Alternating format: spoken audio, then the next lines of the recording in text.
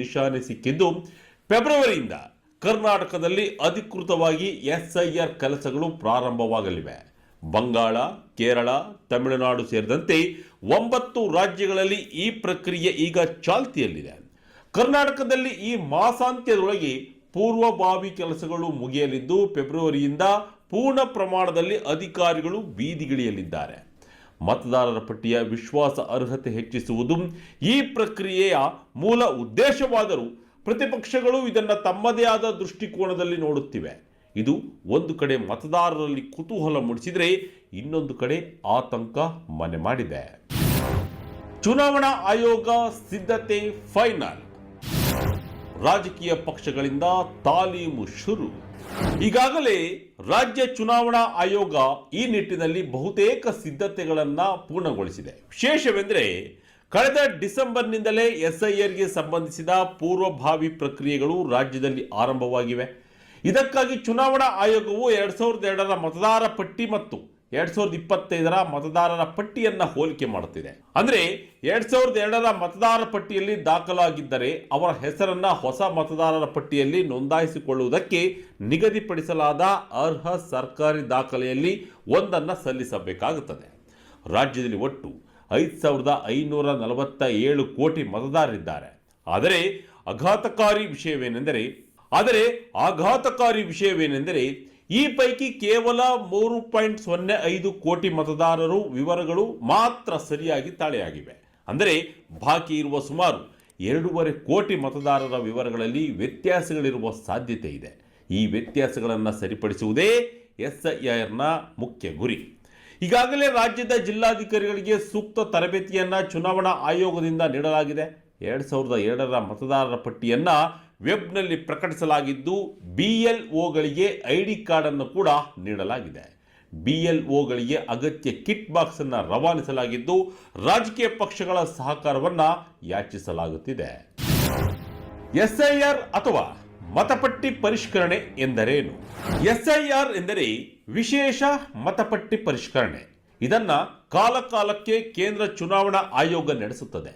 ಮತಪಟ್ಟಿಗೆ ಅರ್ಹರ ಹೆಸರು ಸೇರ್ಪಡೆ, ಅನರ್ಹರ ಹೆಸರು ರದ್ದತಿ, 2 ಕಡೆ ನೋಂದಾಯಿಸಿಕೊಂಡಿದ್ದವರ ಹೆಸರು ಒಂದು ಕಡೆ ರದ್ದು, ಮೃತಪಟ್ಟವರ ಹೆಸರು ರದ್ದು, ವಾಸಸ್ಥಳ ಬದಲಾಗಿದ್ದವರ ಹೆಸರು ರದ್ದು ಮೊದಲಾದ ಕಾರಣಕ್ಕೆ ಈ ಪ್ರಕ್ರಿಯೆ ನಡೆಸಲಾಗುತ್ತದೆ.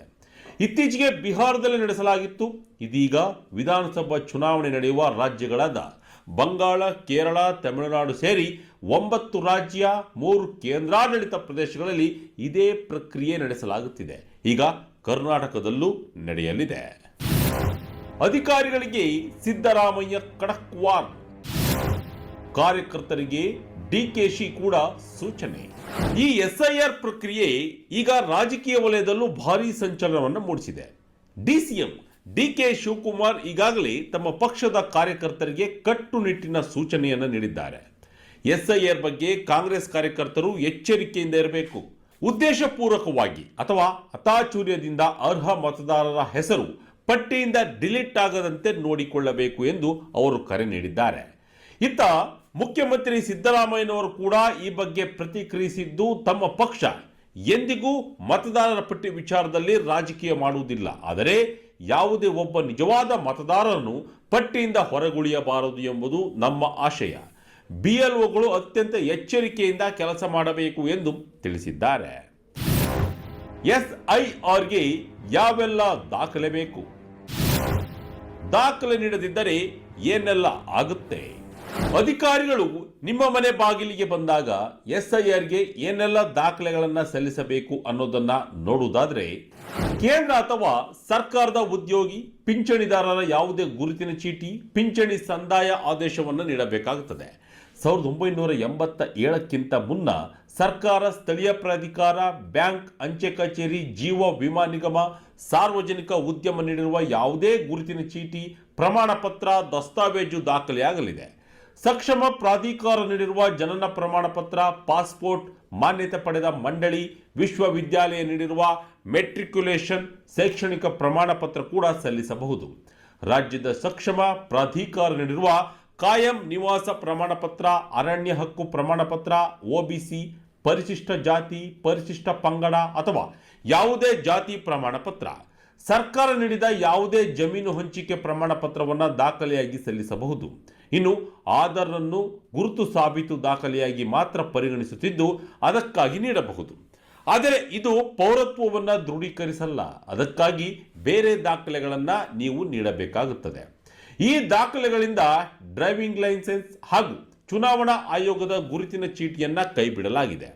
ಈ ದಾಖಲೆಗಳನ್ನು ನೀಡದಿದ್ದರೆ मतदारರ ಪಟ್ಟಿಯಿಂದ ನಿಮ್ಮ ಹೆಸರು ಡಿಲೀಟ್ ಆಗಲಿದೆ. कहीं आपके नाम पे कोई फेक लोन तो नहीं? अगर आपको पता चले कि आपके नाम पे 10 लोन्स लिए गए हैं तो क्या आप विश्वास करोगे? ಹೇಗೆ ನಡೆಯುತ್ತೆ SIR ಪ್ರಕ್ರಿಯೆ? ಹೆಸರು ಬಿಟ್ಟು ಹೋಗಿದ್ದರೆ ಏನು ಮಾಡಬೇಕು?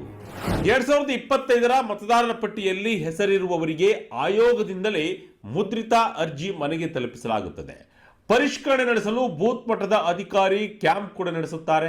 ಸರ್ಕಾರ ನಿಗದಿಪಡಿಸಿದ ದಾಖಲೆ ಹಾಜರುಪಡಿಸಿದರೆ ಆ ಅಧಿಕಾರಿ ಅದನ್ನು ಸ್ಕ್ಯಾನ್ ಮಾಡಿ ಆಯೋಗದ ವೆಬ್ಸೈಟ್ಗೆ ಅಪ್ಲೋಡ್ ಮಾಡಲಿದ್ದಾರೆ. ಅರ್ಜಿ ಸ್ವೀಕರಿಸಲು मतदाರರ ಮನೆಯಲ್ಲಿ ಇಲ್ಲವೆಂದರೆ 3 ಬಾರಿ BLO ಪ್ರಯತ್ನಿಸಿ ಕೊನೆಗೆ ಮನೆಯಲ್ಲಿ ಹಾಕುತ್ತಾರೆ. मतदाರರ ಅರ್ಜಿಯಲ್ಲಿರುವ QR ಕೋಡ್ ಬಳಸಿ ತಮ್ಮ ದಾಖಲೆ ಅಪ್ಲೋಡ್ ಮಾಡಿಕೊಳ್ಳಬಹುದು. BLO ಅದನ್ನು ಪರಿಶೀಲಿಸಿ ಒಪ್ಪಿಗೆ ನೀಡಬಹುದು. ಮುದ್ರಿತ ಅರ್ಜಿಯಲ್ಲಿ ಹೊಸ ಫೋಟೋ ಅಂಟಿಸಲು ಮತ್ತು ಪತಿ ಪತ್ನಿಯ ಹೆಸರು ದಾಖಲಿಸಲು ಅವಕಾಶವಿದೆ.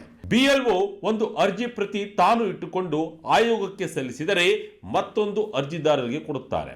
ಅರ್ಜಿ ಸಲ್ಲಿಸುವಾಗ ತಾನು ನೀಡಿದ ಮಾಹಿತಿ ದಾಖಲೆ ಬದ್ಧನಾಗಿರುತ್ತೇನೆ, ಇಲ್ಲವಾದರೆ ಕಾನೂನು ಕ್ರಮಕ್ಕೆ ಬದ್ಧ ಎಂದು ಅರ್ಜಿದಾರ ಮುಚ್ಚಳಿಕೆ ಬರೆದುಕೊಡಬೇಕಾಗುತ್ತದೆ. ಈ ಪ್ರಕ್ರಿಯೆ ಮುಗಿದ ಬಳಿಕ ಕರಡು मतदाರರ ಪಟ್ಟಿ ಪ್ರಕಟವಾಗಲಿದೆ. ಅಲ್ಲಿ ಹೆಸರು ಬಿಟ್ಟು ಹೋಗಿದ್ದರೆ ಹೊಸದಾಗಿ ಅರ್ಜಿ ಸ್ವೀಕರಿಸಿ ಹೆಸರು ಸೇರ್ಪಡೆ ಮಾಡಲಾಗುತ್ತದೆ.